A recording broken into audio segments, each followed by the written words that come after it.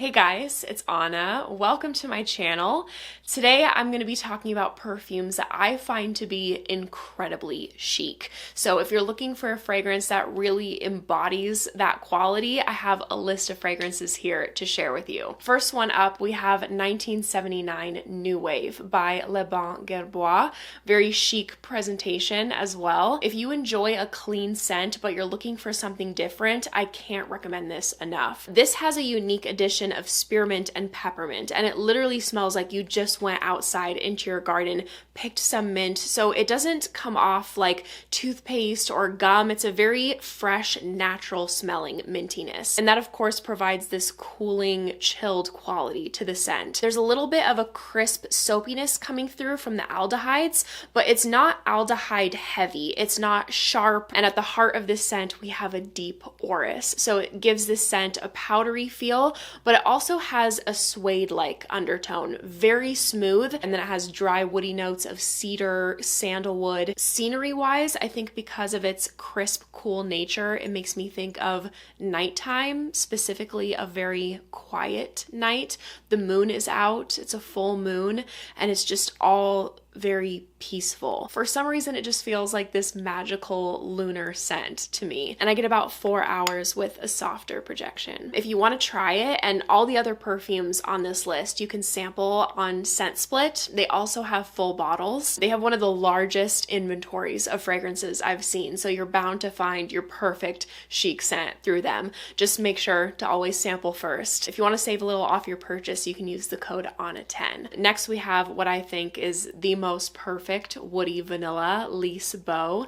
This perfume was inspired by the redwood forest along the coast in California, and I think it's just the most special perfume. My 500th bottle, not really, but kind of. Perfectly unisex, very much so signature scent worthy. This combines notes of redwood, cedar, and gaiac. You do have to be into cedar to love this fragrance because that is a prominent note. You definitely get that dry pencil shaving like wood. It also has a prominent note of incense, but it comes off very approachable and soft in texture.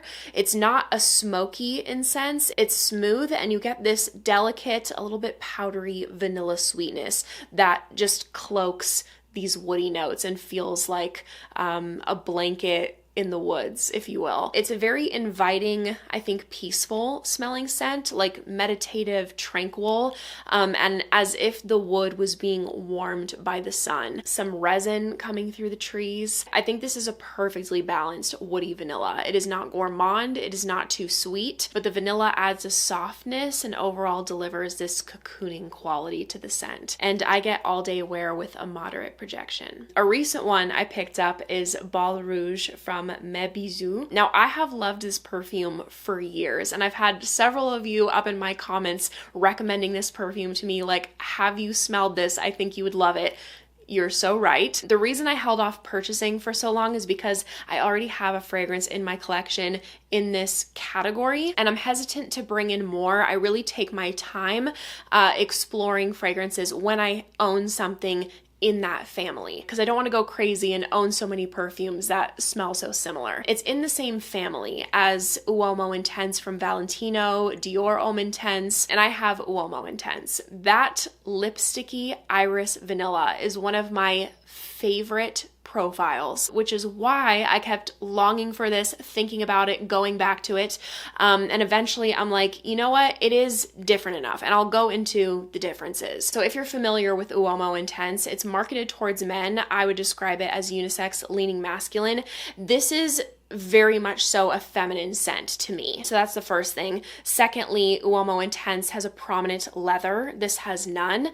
Uomo Intense has an aromatic quality. It has juniper and sage, and this is much more bright. It's lifted. It has citrus from bergamot, lemon, and this has even more of that lipstick experience. This is the most lipstick forward scent I now own, and I absolutely adore it. I find that smell very chic. Basically, this is a sweetened lipstick with vanilla and tonka bean. Nothing too sweet or sugary, but it's very intriguing. Like I mentioned earlier, it's lifted up and has this bright character from the beginning. From bergamot, lemon, it has pink pepper in the mix. It has warmth, a comforting musk. Frankly, it smells like an icon. A captivating, charismatic woman. Very beautiful, chic, and people are just entranced by her. I am very happy to finally have this in my collection, and the performance is really good. I get all day wear with a moderate projection. Next up is London Fog by Brandt, and I would say that's a chic beverage. I love that this encapsulates the qualities of London Fog. Like, all of the notes in here deliver that experience, but it's not a true photorealistic London Fog scent. It's very much so a perfume still. So you get the tea, the bergamot, the creaminess, the vanilla, but it's not smelling like you just spilled a London Fog on yourself. Now, depending on where you go, a London Fog can be made in a number of different ways. Some places will give you more of milk and sweetener, and others are going to go lighter handed on that.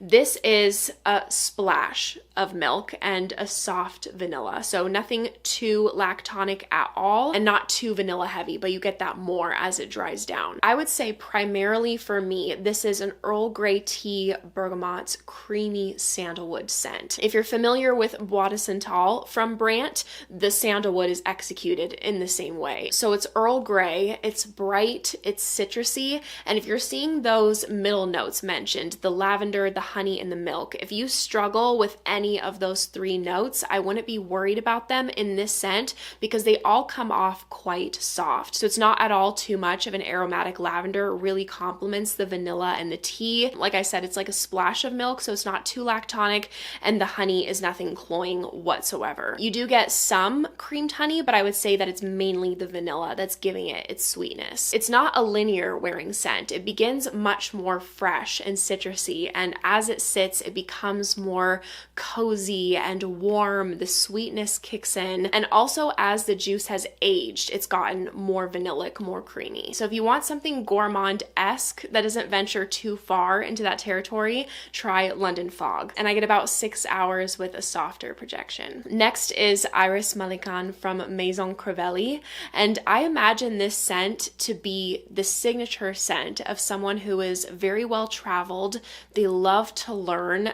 You always catch them in a book, incredibly intelligent, and they just exude this confident, chic vibe. It's a very unique, earthy, bold scent, an absolute powerhouse. So honestly, like, you don't even need to go for the 100 ml bottle. You could absolutely go for the smaller size, a travel, and that will have you covered for a while. This opens up quite green, herbal from the galbanum. It also has cypress, and the orris root in here begins smelling more vegetal, and as it dries down, it becomes more creamy, smoother, and the vanilla creeps in more and more as it sits. It has a dense vanilla. It takes on actually like a white chocolate tone, and it has a really buttery, supple leather in the base.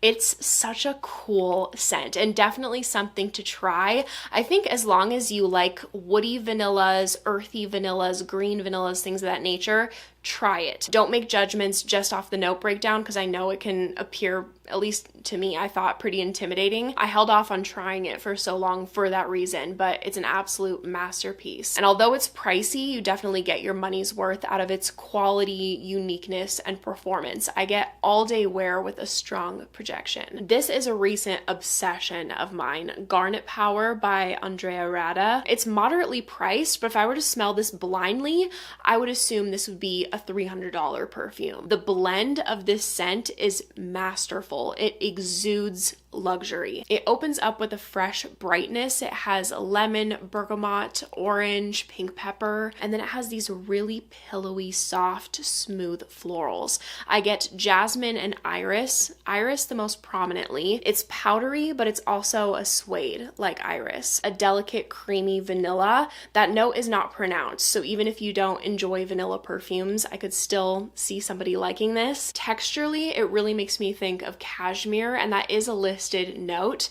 It has this gentle warmth to it from this combination of benzoin, musk, a bit of earthiness from patchouli and oak moss. And although it has this comforting warmth, it's not too warm that you couldn't wear it outside of fall and winter. Definitely signature scent material. It's one of the first scents that came to mind when putting together the list for this video. Polished, chic, and elegant in a bottle, and I get all day wear with a moderate projection. Next is White Rice from Denom, and this of course has a unique savory twist coming in from that rice note, and I like that it's not too savory of a scent. That was something I was initially worried about before trying it. I didn't want something that smelled edible. The rice in here smells like the starchy, powdery outer coating of dry rice, and I find this pop of savory with the subtle tonka sweetness really, really addictive. You notice the rice when you first spray it, and it's loudest in the opening.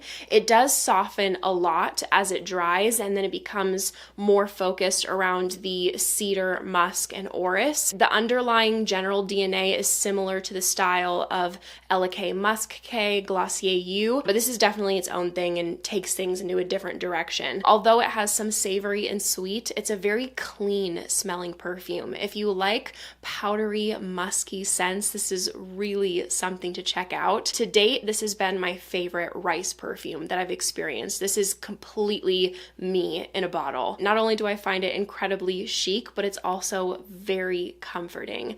And performance-wise, I get about 4 hours with a softer projection. Last but not least, we have Keemun from Welton, London, and this puts me in the mindset of afternoon tea, not your regular afternoon tea. It's a very posh experience. Everybody's outfits are on point. We have a porcelain tea set, little Madeleine cookies on the table, a whole display of grandeur. It gives you a taste of gourmand, but doesn't fully take you there. This is a very smooth black tea scent. There's cocoa mentioned, but to my nose, it reads like a creamy, very subtly sweet vanilla. There's a subtle resinous warmth and a pinch of like a smoky wood in the background, nothing too much, and then a very elegant iris. I didn't plan when putting this list together to have iris and orris make such an appearance, but it also makes sense to me because that note always feels very elegant and chic to me. So if you want something powdery, aromatic with soft gourmand touches, try Keemun. And I get about 6 hours with a moderate projection. Thank you guys so much for watching. I hope you enjoyed. If you did, make sure to give this video a big thumbs up and make sure to subscribe down below if you haven't already. If you want to see me in any more videos, I'd appreciate it so, so much. I hope you guys are having a great day, and I hope to see you in my next video. Bye!